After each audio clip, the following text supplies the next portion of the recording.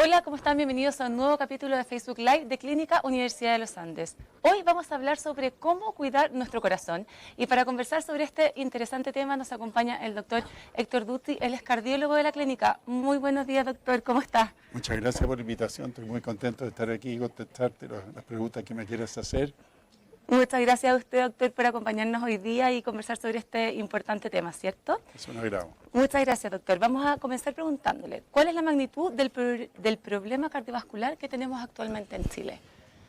La razón más importante de esta conversación es dejar en claro la importancia que tienen las enfermedades cardiovasculares en Chile. Son la primera causa de muerte. Si tú combinas el infarto del miocardio con los accidentes cerebrovasculares, es una causa de muerte mayor al cáncer, a los accidentes automovilísticos en la juventud, a las enfermedades infecciosas, etc. Es la mayor causa de muerte. ¿Y por qué ocurre esto, doctor? ¿Por qué es la mayor causa de muerte? Con el paso del tiempo, en Chile hemos llegado a, si me permite la expresión, a durar más, a tener una mayor expectativa de vida. Y las enfermedades degenerativas, como las enfermedades del corazón, han tomado lugar. Y si a esto se suma el que ha habido un mejor control de las enfermedades infecciosas a través de vacunas, antibióticos, etc., las causas de muerte son enfermedades que nos dan ya más viejos y que son degenerativas.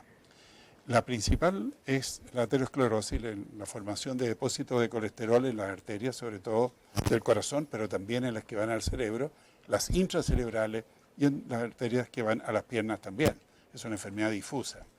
Esta enfermedad es un producto de la asociación de múltiples factores de riesgo. Mientras más factores de riesgo de los cuales podemos conversar tú tengas, más probabilidades que tenga esta enfermedad que sea sintomática y que te cause serias enfermedades e incluso la muerte. Claro, y con respecto a los factores de riesgo, doctor, ¿cuáles son los que están asociados al riesgo cardiovascular? El más importante, en mi opinión, es el tabaquismo. Es una suerte que la encuesta de salud de Chile, que es una joya estadística, y podemos hablar de eso, ha mostrado afortunadamente que la proporción de chilenos que están fumando es cada vez menor.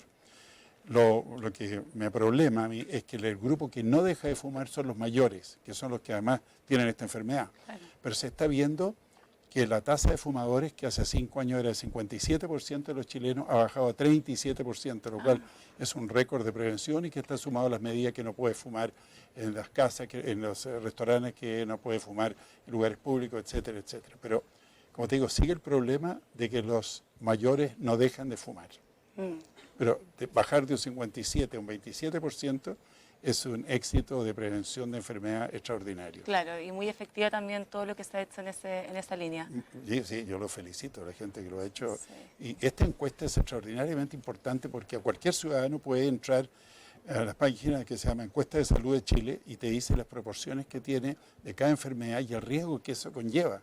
Es una herramienta educacional extraordinaria. Claro, y con respecto a esta encuesta, doctor, que estamos conversando, ¿qué datos le gustaría rescatar con respecto a la última encuesta nacional de salud? Primero, lo más importante de todo es que estamos fumando menos, pero todavía demasiado. El 37% de los chilenos fumemos es mucho. Claro. Segundo, la hipertensión es un fenómeno muy prevalente en Chile, es una enfermedad que está presente en 1 de cada 4 chilenos. Pero lo trágico es que si tú tienes 50 años o más, 1 de cada 2 chilenos es hipertenso, y si tienes más de 70, 3 de cada 4 son hipertensos. Aumenta mucho. Y eso, si tú lo sumas a otros factores de riesgo, es un factor determinante de enfermedad cardiovascular. Claro, y la hipertensión, ¿cómo se pudiera prevenir? Mira, ¿Cuáles son los riesgos que existen? Más del 90% de las personas con hipertensión tienen esta enfermedad sin una causa conocida. Tú puedes hacer todos los exámenes conocidos y no vas a establecer una causa. Solo el 10% de las hipertensiones tienen una causa específica que tú puedes tratar y curar. Y por lo tanto, y los médicos usamos un término muy básico que se llama hipertensión esencial, que es una forma elegante de decir que no sabemos lo que lo causa. Sin embargo, lo importante de esto es que si tú tratas a una persona con hipertensión, el riesgo de esa persona baja al de la población no hipertensa. Imagínese. Sí, pero lo importante es que hay gente que te dice, hay pacientes que te dicen, ¿para qué me voy a tratar si no tengo ningún síntoma? No me duele la cabeza, no tengo mareos, no tengo zumbido oído, no tengo trastornos visuales, que son los 4 síntomas clásicos. Lo importante es que la enfermedad mata y acelera la enfermedad cardiovascular, la hipertensión, por sus cifras, no por sus síntomas. O sea, tú puedes que no tengas síntomas, pero tengas la presión alta, debes tratarte. Y si te tratas exitosamente, y podemos conversar del tratamiento, tú pasas a tener un riesgo cardiovascular mucho menor, el de la población de tu edad, que no es hipertensa. Claro. Y en esa línea, doctor, ¿en qué consiste el tratamiento?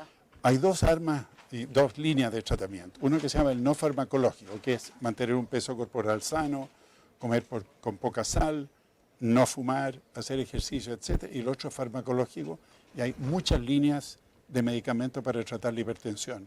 Todo muy efectivo, y los pacientes deben saber que porque uno no funcionó, no es falla del médico. Hay hipertensiones que responden a un medicamento y no responden a otro. Y un porcentaje importante de los pacientes van a requerir más de un medicamento para controlar su hipertensión.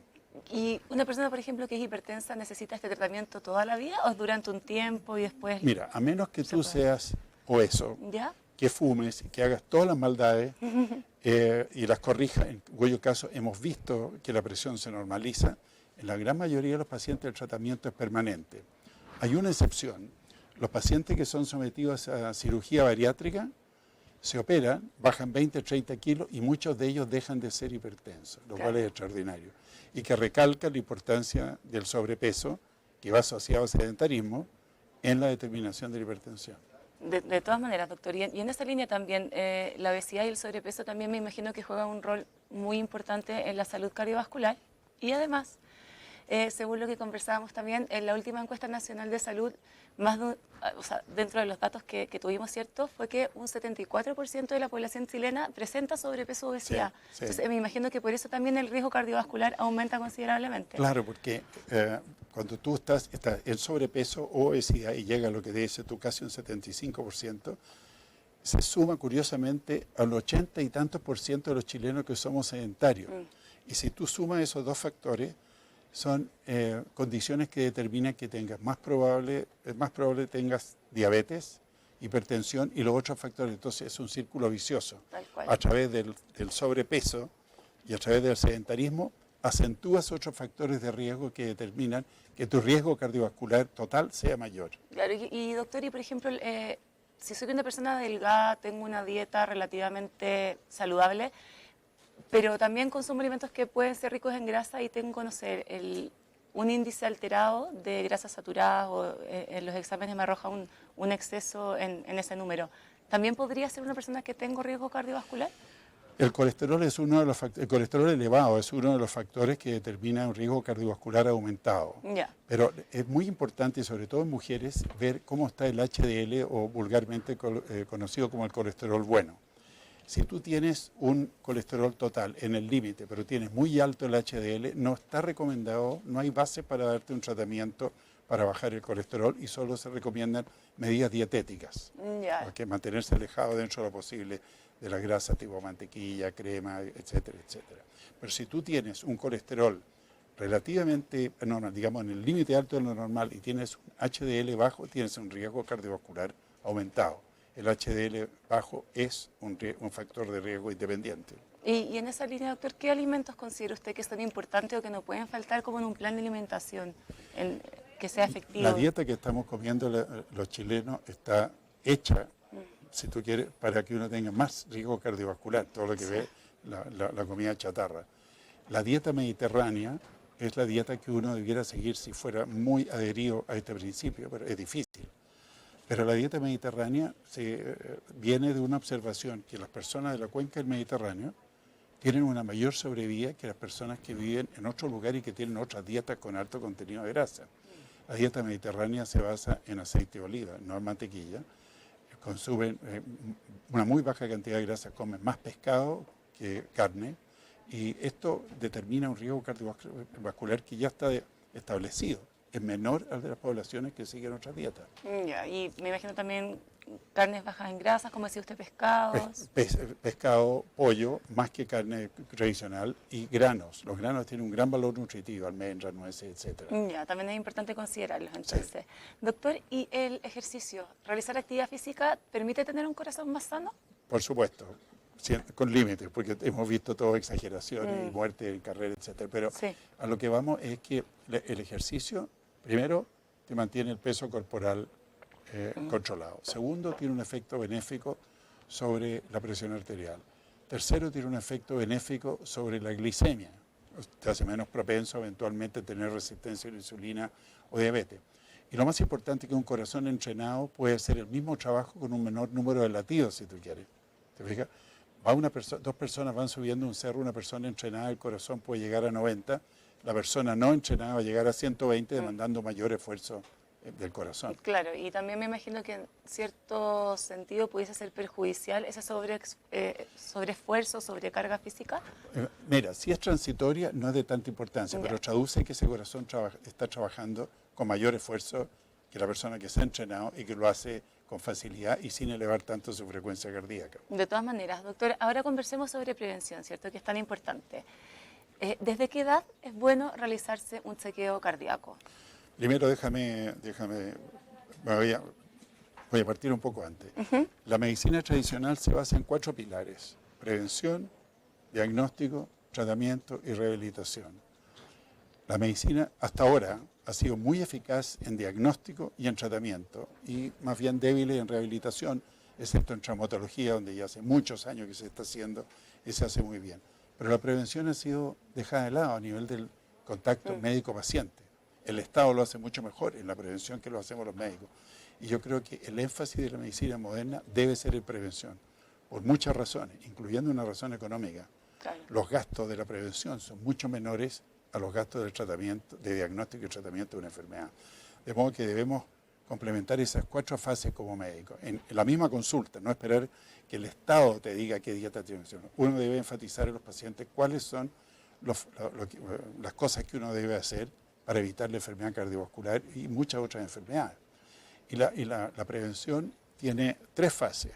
La prevención primaria es cuando tú dejas un régimen o das una medida para personas que no han manifestado enfermedad y que no tienen factores de riesgo.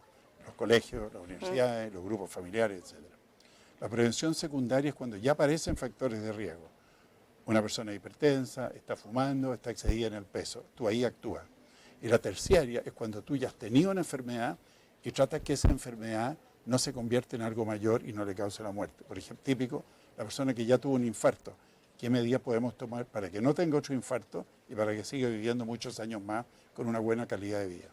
Muy interesante, doctor, porque claro, hay distintos grupos según las características de cada uno. Así es. Y con respecto a los exámenes que uno se debe realizar, doctor, ¿a qué edad es recomendable realizarse los primeros chequeos? Mira, en medicina preventiva se ha establecido que a los 40 años tú debes hacer un examen bastante completo. ¿Ya? A los 35, si tú tienes antecedentes familiares de muerte precoz por enfermedades cardíacas, diabetes manifiestan en varios miembros de la familia, etc. Ya. Pero en general a los 40. Perfecto. ¿Y la periodicidad de esos exámenes tienen que ser una vez al año? No, yo encuentro que es mucho. Fíjate que si el paciente es sano, si tú en el examen de a los 40 años has establecido que no hay un riesgo cardiovascular aumentado, uno puede decirle perfectamente en 5 años más, a menos que hayan cambios conductuales muy importantes, que se ponga a fumar, que deje de hacer ejercicio, etc. Que cambie mucho su alimentación. A todo esto, cuando vemos, por lo menos los cardiólogos, cuando vemos a los pacientes, tenemos incorporado el evaluar el riesgo cardiovascular. Ya. Y está en el computador. Tú pones edad del paciente, sexo del paciente, cómo está el colesterol, cómo está la glicemia, si fuma, etcétera, etcétera. Apretas un botón y te dice el riesgo cardiovascular a 10 años. No hay nada que impresione más a un paciente que tú le digas, usted tiene un riesgo de 18% de tener un evento cardiovascular en los próximos 10 años. Oh. Ese paciente es más propenso a dejar de fumar, a hacer ejercicio, que si piensa, bueno, estoy más o menos bien, ¿te fijas? Sí. Pero ahora hay una herramienta para decirle exactamente, usted tiene tal riesgo de tener un evento en tantos años. No, y aparte que me imagino que ese porcentaje, al ser tan exacto, obviamente hace actuar más rápido y tomar las medidas para obviamente revertir ese porcentaje. Y en la próxima visita tú lo vuelves a hacer porque te demora un minuto en hacerlo. Claro. Y le dices, oiga, usted bajó de 20 a 14. El paciente estimulado sigue haciendo ejercicio, sigue manteniendo su peso, sigue sin fumar, etcétera. Claro. Sigue crea un feedback positivo. Sí, buenos hábitos que siempre se agradecen. Doctor, y con respecto a las enfermedades cardíacas más comunes en Chile, ¿cuáles son las más típicas, las que más se repiten?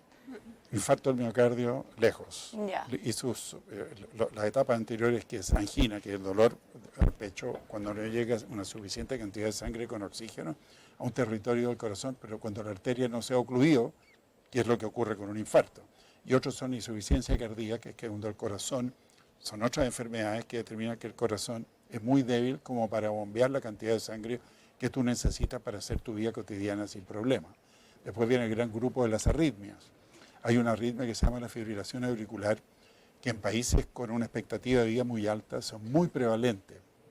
En Estados Unidos, la fibrilación auricular está ocurriendo en 1 de cada 7 adultos. Y esta arritmia muchas veces no es percibida, pero se asocia con la formación de coágulos en el corazón que pueden migrar y desgraciadamente lo hacen preferentemente al cerebro y determinan accidentes vasculares. Eso estamos muy atentos en personas pasados los 65 años a observar el ritmo cardíaco y les decimos reportar cualquier posibilidad de arritmia. A todo esto, la mayoría de las arritmias son benignas, pero esta arritmia es particularmente temida. Y doctor, con respecto a este mismo tema, ¿cómo por ejemplo tú puedes saber que tienes algún riesgo cardiovascular? Está bien, puede ser una persona fumadora, ¿cierto?, con un sobrepeso, kilos de más o obesidad, pero ¿hay alguna señal que yo pueda decir, chuta, en verdad tengo que preocuparme porque puedo estar en riesgo? Entra a tu computador y pon cálculo de riesgo cardiovascular. Entonces tú pones mujer, tú pones tu edad, tu colesterol, si fuma o no fuma, tu última glicemia, etc. Y inmediatamente te da tu riesgo. A título personal, nosotros evaluamos cada factor de riesgo y tranquilizamos al paciente, porque tú como tú, joven, por todo esto las mujeres están protegidas de los temas cardiovasculares por más tiempo que los hombres por la presencia de los estrógenos en la sangre.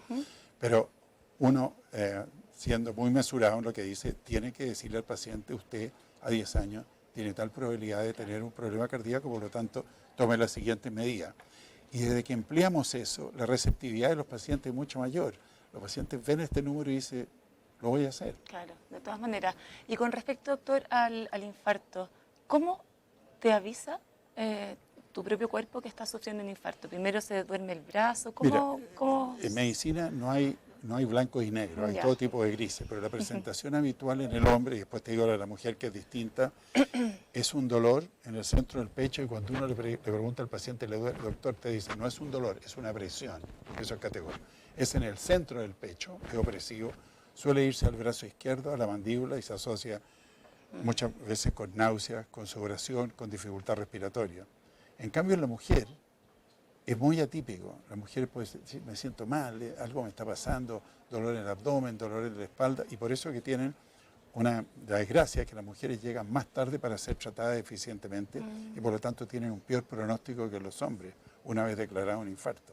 Perfecto. Mire qué interesante ese tema también que comenta que las mujeres estamos más protegidas por esta presencia de... Claro, hasta la menopausia. Una vez que caen los niveles de estrógeno, las curvas de prevalencia del infarto en la mujer desgraciadamente comienzan a semejarse a las del hombre. Claro. Y doctor, y en ese sentido, lo que usted comentaba de las señales que te puede producir un infarto, o sea, inmediatamente dirigirse a un centro de salud. Sin vacilar, Sí. a un servicio de urgencia, porque hoy día en gran parte de los hospitales se está tratando muy eficientemente con un impacto en la mortalidad importante.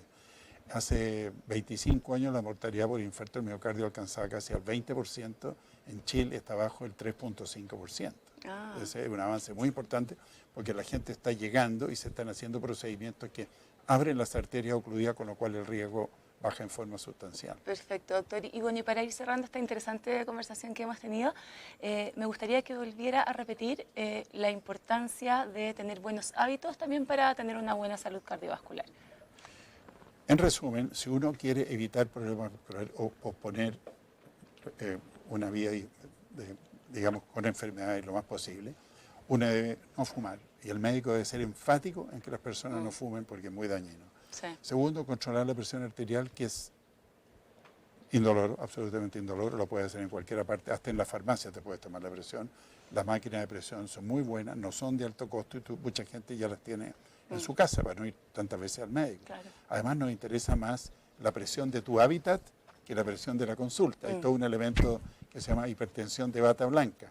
Yo siempre digo a los pacientes, tómense la presión en la casa y mándenmelo porque esa es su vida normal. Es excepcional que me vengan a ver. Después tú le debes decir, si hay antecedentes diabéticos, vea cómo está su glicemia, porque la herencia en la diabetes es un factor claro, está muy demostrado. Y después, haga ejercicio, mantenga su peso corporal, evite el sedentarismo. Y lo más difícil, no sabemos cómo hacer, control el estrés, porque el estrés es una enfermedad en sí. Claro, ese tema también es interesante. El problema es que no sabemos cómo medirlo. Claro. Y me imagino que las personas que tienden a tener más estrés pueden... Hay artículos de gente que piensa que los infartos del miocardio están siempre precedidos por un evento muy doloroso, sea económico, sentimental, familiar, cualquiera. Y si tú investigas siempre, casi siempre, los pacientes con infarto están pasando momentos muy difíciles de su vida. Claro, afecta tal cual. Bueno, doctor, le agradecemos el tiempo y Gracias. también la buena disposición con esta conversación que tuvimos, que fue muy interesante. Muchas gracias a ti. Muchas gracias a usted también, doctor. Gracias a todos por acompañarnos. Nos pueden mandar las preguntas que quieran. Ya saben que siempre estamos atentos para responderlas. Y los dejamos invitados a un próximo capítulo de Facebook Live la semana que viene. Que estén muy bien y que tengan un excelente día. Chao, chao.